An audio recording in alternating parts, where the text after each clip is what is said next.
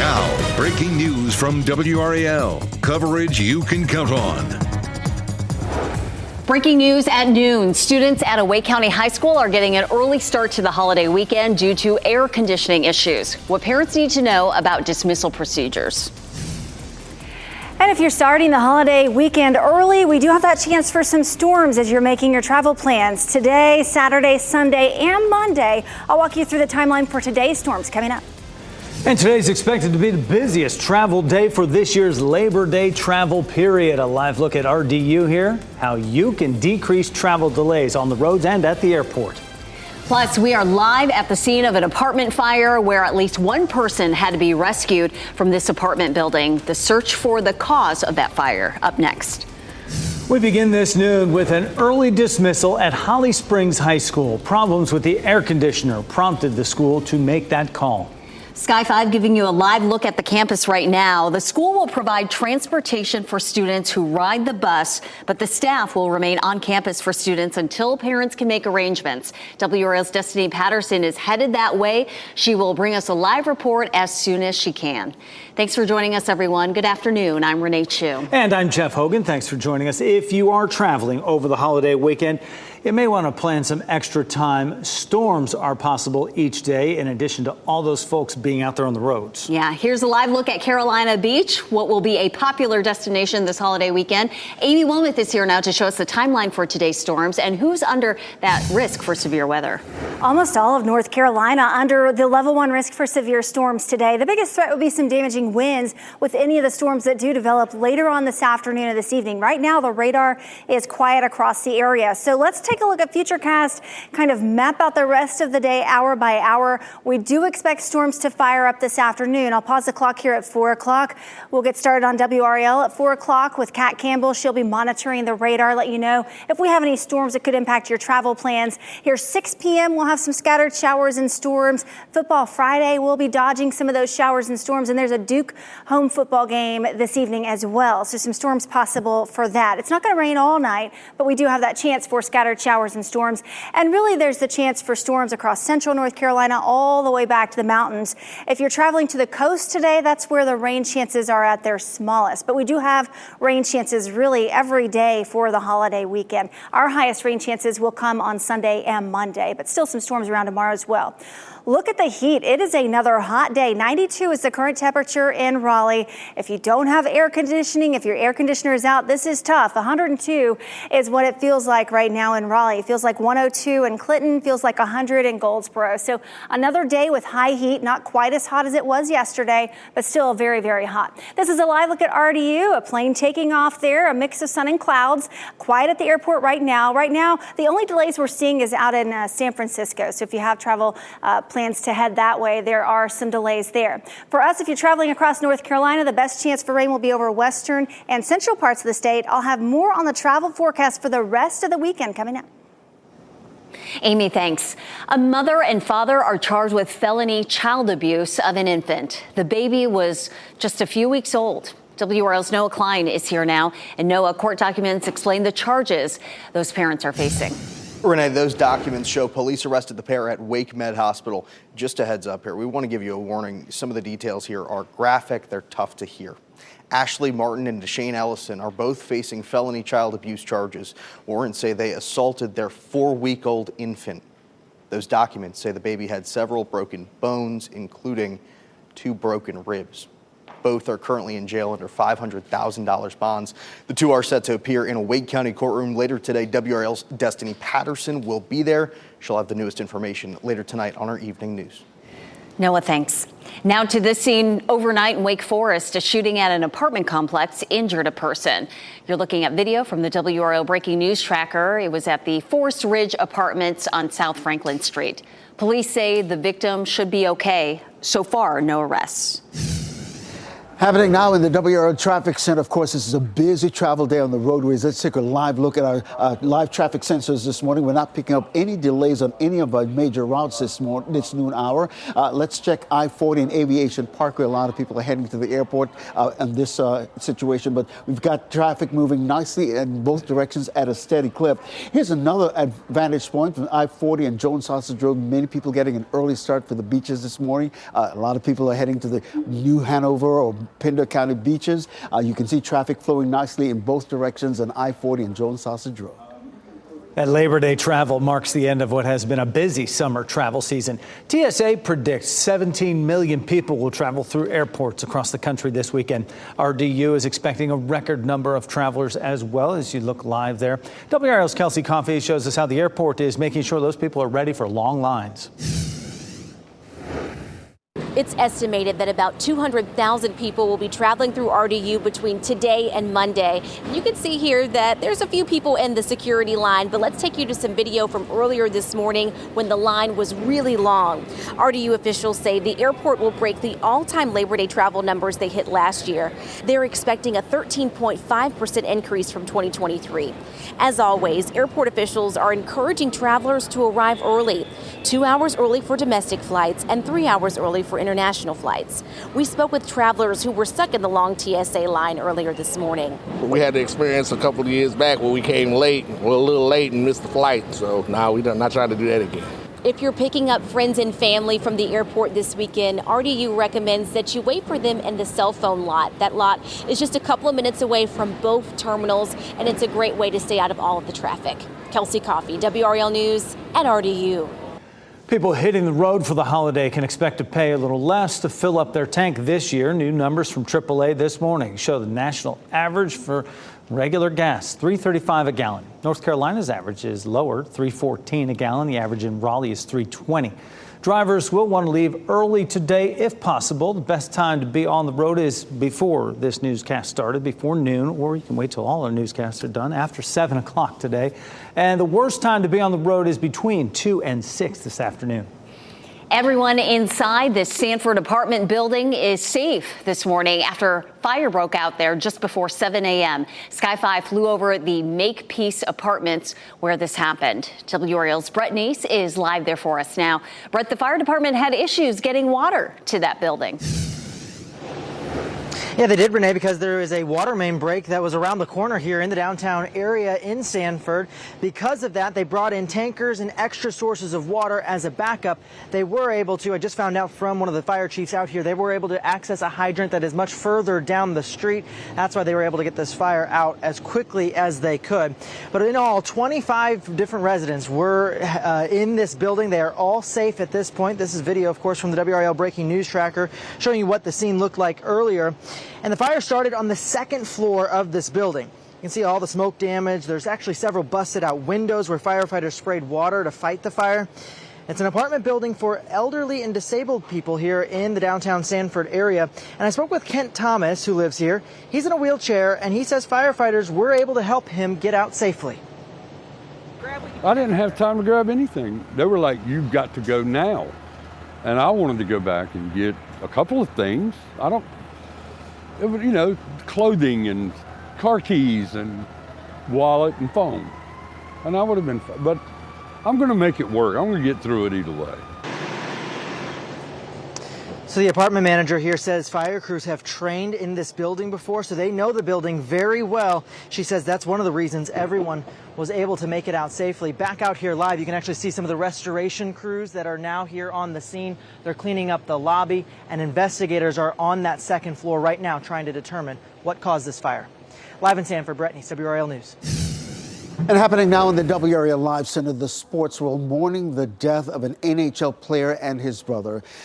The police are reporting now Columbus Blue Jackets winger Johnny Gradeau and his brother Matthew were killed by a suspected drunk driver last night. New Jersey State Police say the two were riding their bikes when they were hit by the vehicle. What makes this even more heartbreaking, the brothers were in the New Jersey area as groomsmen for their sister's wedding. Well, this is the man right here charged in the crash, Sean Higgins. Police say he also failed a sobriety test. We also did some checking and found out Higgins was previously arrested for DWI in Cumberland County back in 2005. That case was dismissed because the officer did not show up for court. Johnny Gradeau was 31 years old. His brother Matthew was 29 years old. In a statement, the Blue Jackets called the Gradeau's death an unimaginable tragedy. Investigators hope a $25,000 reward persuades someone to come forward with information about the disappearance of Madalena Kojikari. The 11-year-old girl disappeared from her home near Cornelius, that's near Charlotte, in November of 2022. Madalena was reported missing December 15th. Her mother, Diana Kojikari, pleaded guilty in May to not reporting her daughter's disappearance.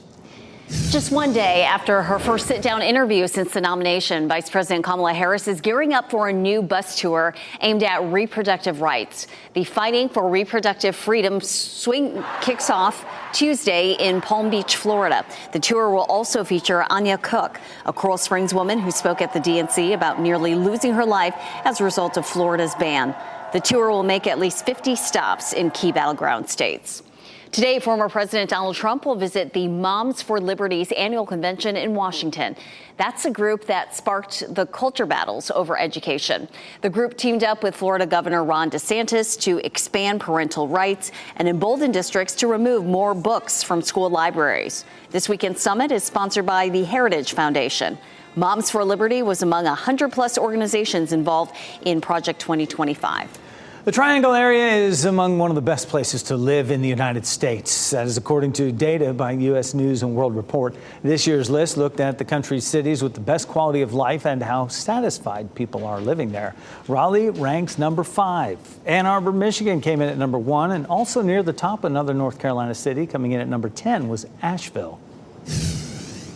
Next at noon, a woman died in her office cubicle and wasn't discovered for 4 days.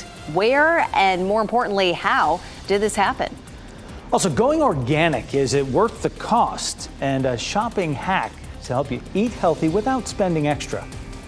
Plus, there are travel nurses and now travel mental health providers. At 12:30, the need for this type of service and how it's being addressed.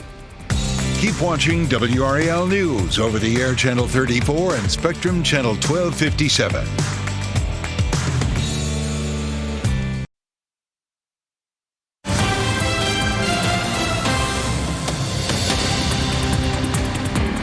And this just into the WRAL Live Center. We just got word that another school is closing early because of heat-related issues. We're talking about Hortons Creek Elementary School in Cary, dismissing early at 12:45. We're also following reports of the Holly Springs High School. There you see Sky 5 over Holly Springs High School a little while ago. That dismissed around 11:15 this morning, also because of HVAC issues. We have Destiny Patterson working that story for us. We'll continue to follow these school closings and this heat issue that we're experiencing with these HVAC situations here in the WRAL Live Center.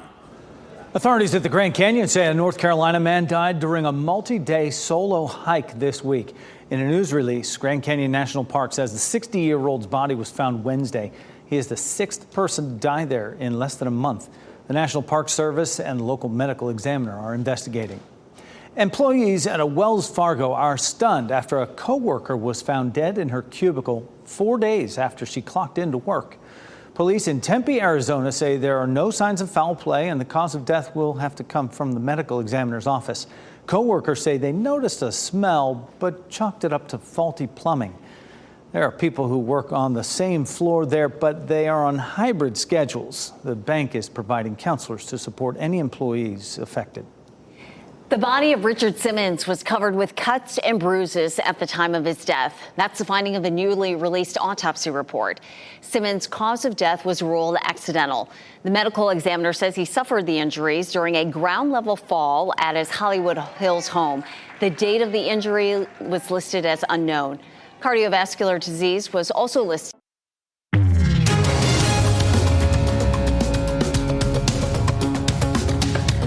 People shopping for organically produced food has shown strong growth since the 1990s. And while going organic may provide some health benefits, there's also a big drawback, the cost. Mandy Gaither explains whether buying organic is worth the extra money. From fruits to veggies, eggs, and nuts, you can find the word organic on many different foods at the store, but what exactly does that mean? If produce is grown in soil that has not been sprayed with certain substances like fertilizers and pesticides for at least 3 years before harvest, the USDA considers it organic. Dr. Sanjay Gupta says reducing one's exposure to those chemicals is important, as he says high pesticide levels in foods have been linked to increased cancer risk, diabetes, and cardiovascular disease, a reason going organic continues to gain popularity. In 2010, an estimated $26.9 billion is estimated to have been spent in the U.S. on organic foods. By 2021, sales reached $52 billion, according to the Nutrition Business Journal. But as demand increases, so does the cost. So then the question is that organic label really worth it? And the answer is it might be. While the organic label doesn't guarantee you're going to be pesticide free, a Consumer Reports analysis did find most organic items were. But if you can't afford to buy organic, Gupta says that study shows you can still shop smart and healthy. He says to look for products grown in the U.S. What they found was that imported products accounted for 65 of the 100 highest pesticide risk items in the study. As Mandy Gaither reporting, the USDA says on average, organic farms have higher production costs than conventional farms. But since prices are higher for organically produced foods, that give farmers the opportunity to make up for the extra costs of organic farming. Reproductive rights is back in the spotlight on the campaign trail. The bold announcement from former President Donald Trump. Plus, in the wake of COVID, healthcare professionals are taking on a new challenge: mental health services. How the need for care is driving up salaries for workers willing to travel. First, here's a look at the winning lottery numbers.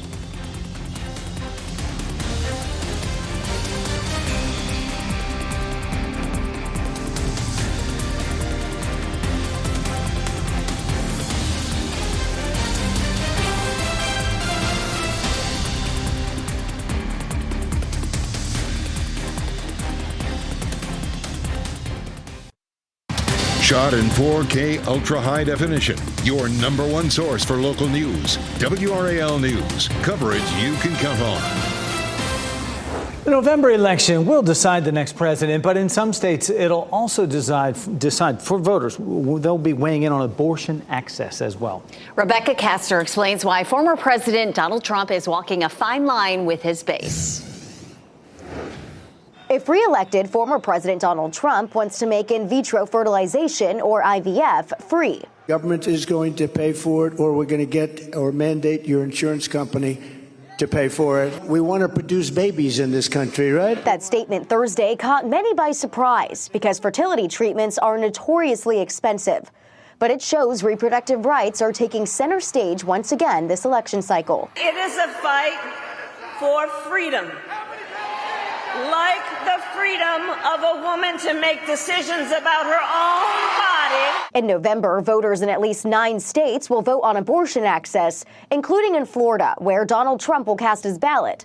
Voters there could decide to overturn the state's 6-week abortion ban. Patients are now forced to travel thousands of miles away from their support systems. Trump and his campaign have given mixed signals over how he's going to vote on Florida's amendment. But Trump has made clear he thinks 6 weeks is not enough time for women to make a decision. However, if he votes to overturn the ban, he risks isolating his pro-life base. Even if you disagree with something that Donald Trump has said, look, Kamala Harris wants to force Christian hospitals to perform abortions. She wants taxpayer-funded abortion up until the moment of birth. The Democrats are utterly radical on this. We've grown accustomed to political candidates attacking one another's policies, but even the latest attack by former President Donald Trump against Vice President Kamala Harris has some Republicans cringing. Trump reposted a social media post with a picture of Harris and Hillary Clinton with a crude caption that we cannot show part of it on this newscast. Although Trump did not author the post by a Truth Social user, he did elevate it. While the Harris campaign says it will not address the post, Democrats categorized it as misogynistic and sexist.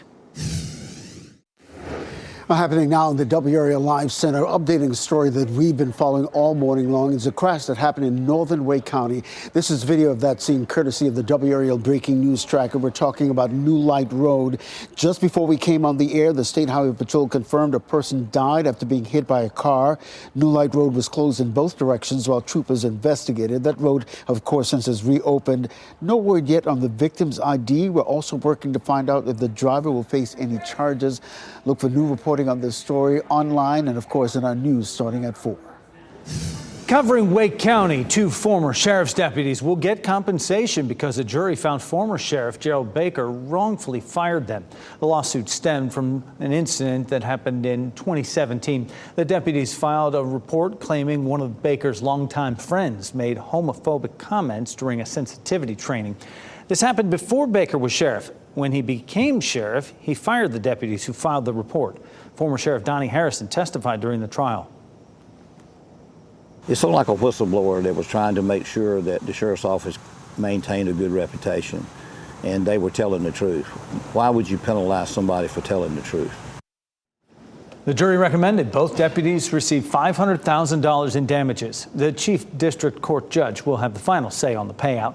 Baker has not responded to a WRAL request for comment. Since COVID, the mental health provider shortage has worsened as the need increased. Schools and businesses across the nation are in need of quality and timely counseling services. Jamie Chambers explains how healthcare professionals are adopting a model used by travel nurses. A lot has changed from the COVID nursing shortages, sending traveling nurses' salaries through the roof. But now a new need is hitting San Diego, California, and beyond. Mental health issues have drastically increased since COVID. Students across the country are showing alarming needs for their mental health. Dan Rietti, the CEO of Pioneer Healthcare, would know because it's his company that urgently staffs up traveling therapists to school districts and other facilities who are desperate to fill those positions.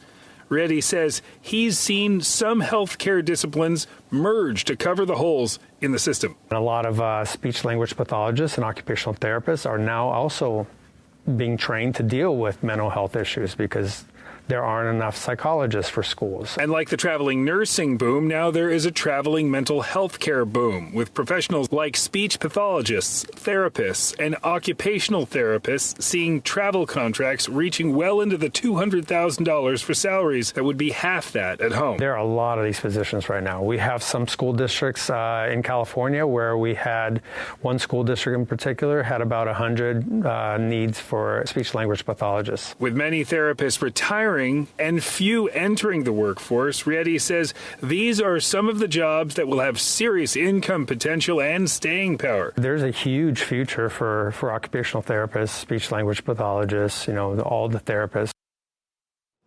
As Jamie Chambers reporting, an urgency and scarcity are the 2 main factors pushing up the wages for those therapists. If you look 30 or younger, you'll be asked for your ID when buying tobacco or vape products. When and why the government's raising the proof of age. Plus, we'll explain how Google plans to use AI on your phone to help catch early symptoms of sickness. Why the tech will be listening to your sounds closely. And remember, you can watch WRAL News live anytime on WRAL.com or the WRAL app on your streaming device.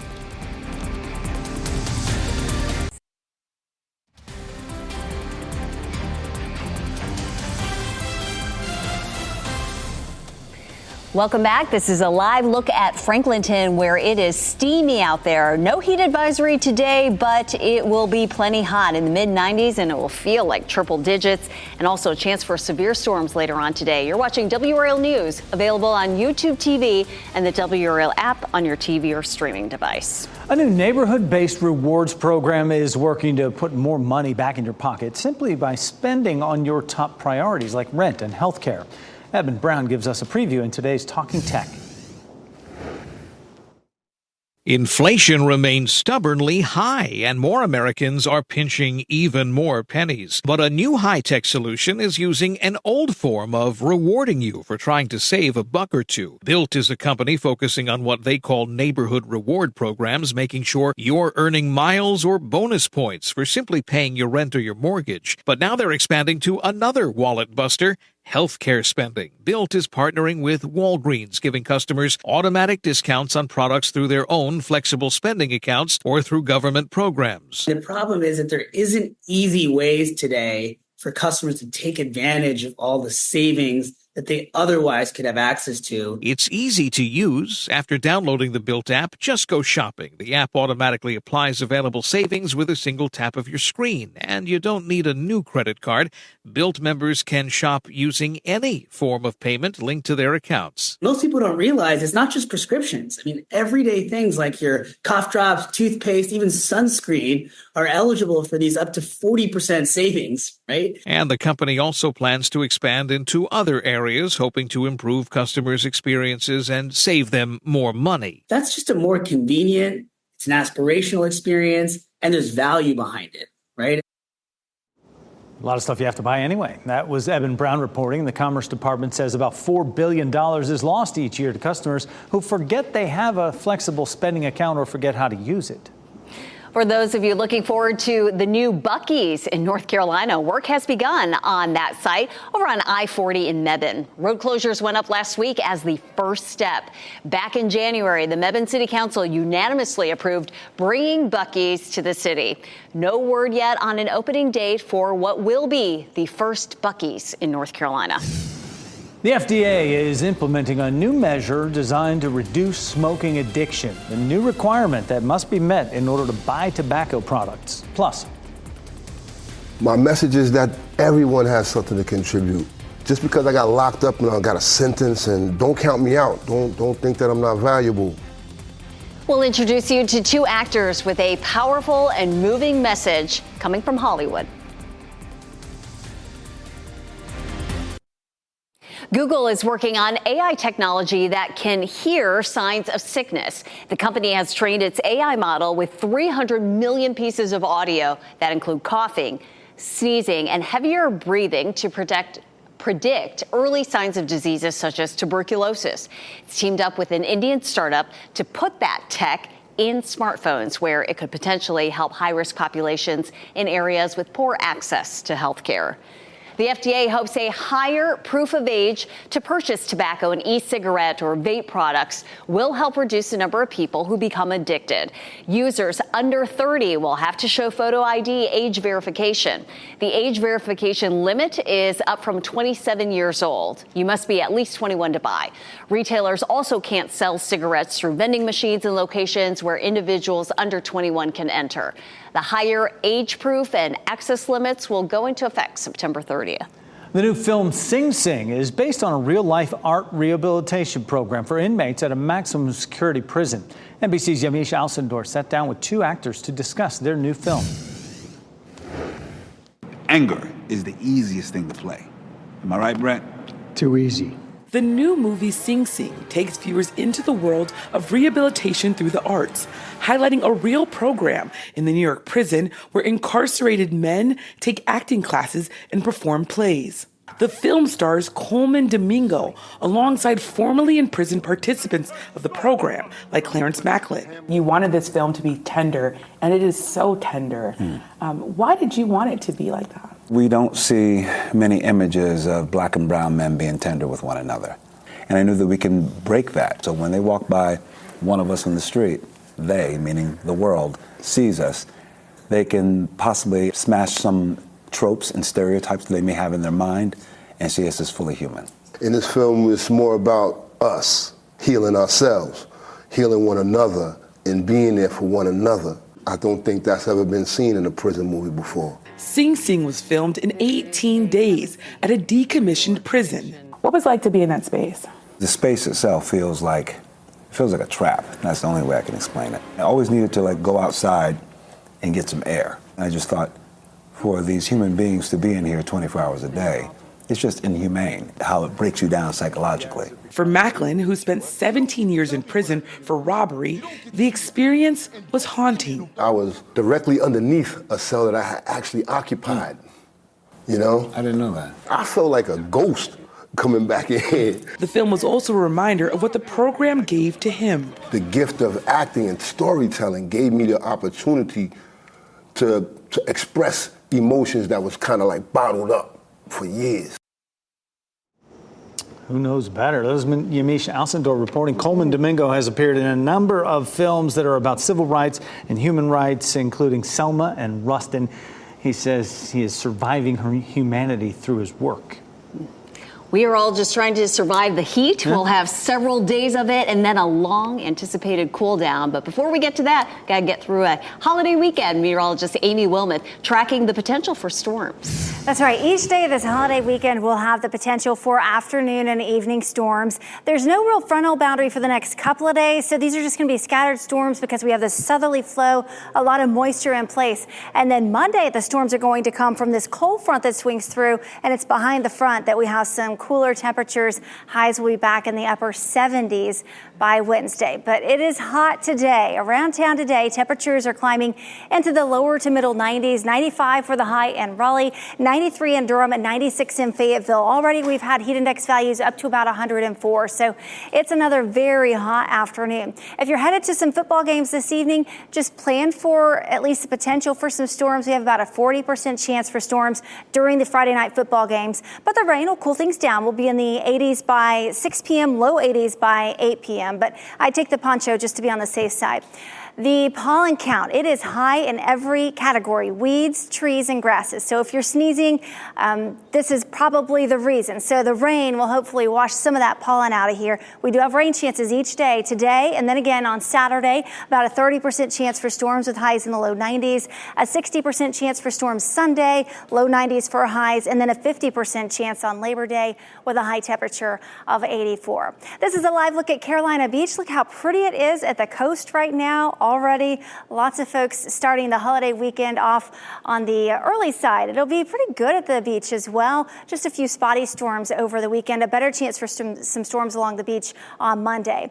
Right now it's 92 in Raleigh, 90 in Fayetteville. It's pretty warm along the North Carolina coast, and it's even warm back in the North Carolina mountains. And when you look at the heat index, it feels like 102 right now in Raleigh. Feels like 99 right now in Fayetteville. So it is a hot day today.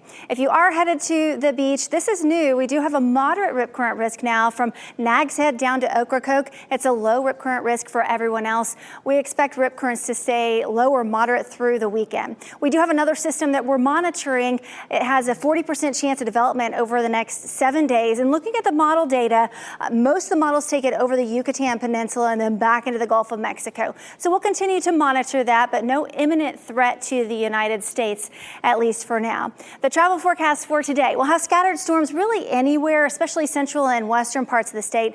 The coastal part of North Carolina staying mainly dry, just a slim chance for storms today. Saturday, we could have some storms along our southern beaches. We'll have some storms here in central North Carolina, and we'll have some scattered storms over the western half of the state. Sunday, almost everybody dodging some of those storms on Sunday, with the exception of the northern part of our coast. And then on Monday, as the front arrives, we'll have scattered storms as everyone's trying to get home. So it is going to be a little bit unsettled through the holiday weekend, and we have to deal with the heat at least for the next 3 days. And then that heat starts to back off on Labor Day with a high of 84. And then here comes the fall-like weather again. This will feel nice. We're back down into the upper 70s Wednesday and Thursday.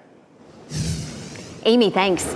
He hyped up women's polo during this summer games, donated to a Raleigh Olympians cause. And even awarded a USA gymnast a diamond-encrusted clock with her when her medal was stripped. Well, now it appears Flavor Flav wants to follow in Snoop Dogg's shoes. His request after the break.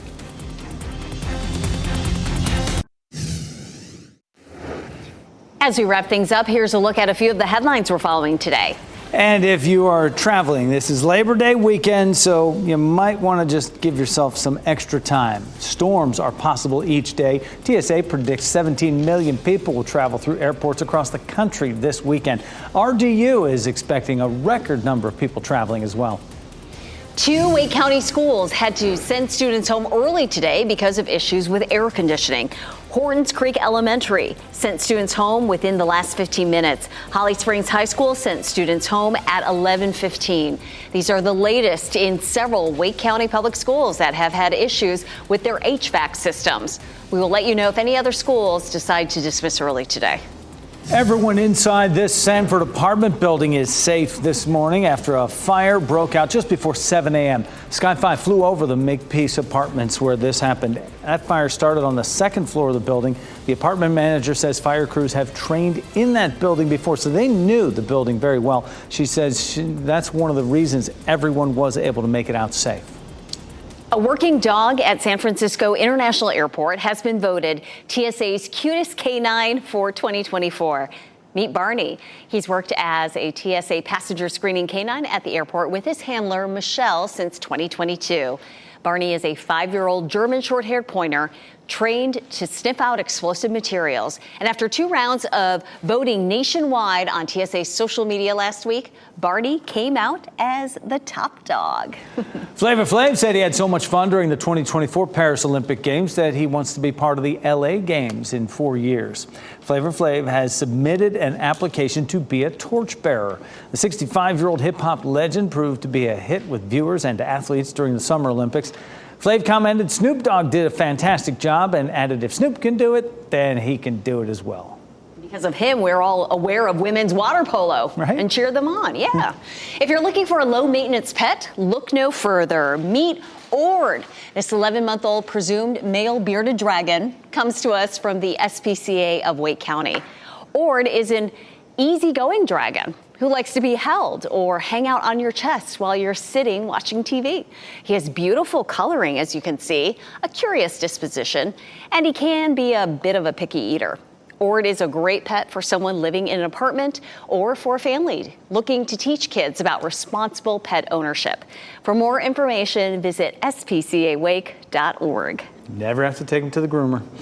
Connie's Kittens is a participating shelter in Clear the Shelters, working to reduce the homeless cat population in North Carolina. As an all-volunteer, Connie's Kittens operates a small home-based rescue in Raleigh, providing foster care and a lifetime commitment to each kitty they rescue. During Clear the Shelters, visit Connie's Kittens to meet adorable cats and kittens ready for adoption. Coming up tonight on WRAL News at 4, a North Carolina homeowner hires an attorney after his water bill spikes more than 18 times his average water bill. Why he says he's being treated unfairly. Have we seen our last 100-degree day of the year? I sure hope so. It's end of August. Yeah, it feels like we're on the way, you know. Meteorological fall. Next week. Perfect. NBC News Daily is up next on WRAL, your next local news update in 30 minutes. We hope you have a wonderful Labor Day weekend. If you're getting a jump start on that, take the WRAL News app wherever you go and have a wonderful day. Keep watching WRAL News over the air Channel 34 and Spectrum Channel 1257.